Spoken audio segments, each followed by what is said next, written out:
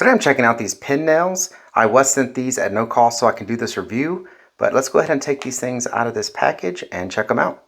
So when you open them up, here's the different size pins. You actually get a variety of pins in here, pin sizes. And this is just some more shipping material. You get them though all the way from this small size, you get a little bit bigger size, all the way up to this large size here. And you get quite a few of these, so this actually will last me for quite some time. But having an RV and having different types of trim and things like that in the tiny home, these things come in handy a lot. So I'm going to go ahead and get these in my staple gun or my pin gun, and we're going to go ahead and try these out. So I'm here out in the garage with my brad nailer. I'm going to put these pin nails in there and test them out on this wood. So let's try this out. All right, so here it goes. I'm going to go ahead and just run a couple pins in. And as you can see, they're headless, right? So they go in, you barely can even see them.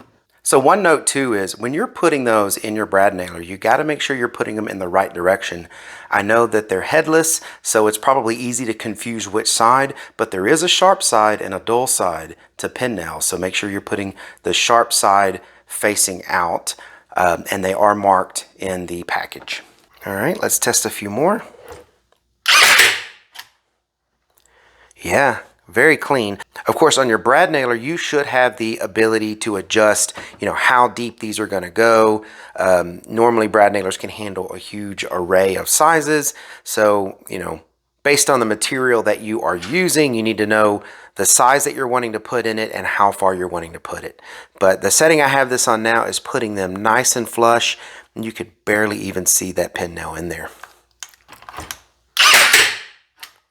And yeah, nice and flush. So, it just can't even see it. And these nails, again, the ones I put in here aren't really long enough for this wood. You would want something a little longer, but they still go in and hold quite well. And there's probably there's 3 nails there holding that. So yeah, definitely going to work for what I need to do. Basically, I'm going to be using these to put on tiny trim and just things that don't need to take a load, but they just are more decorative. That's what these are going to be used for. Also, our RV, everywhere all over the RV is just trim and molding and all that kind of stuff that is constantly falling down, and these pin nails right here should help me keep that in line. All right, well, I hope this review was helpful. Thank you very much for watching. Y'all take care.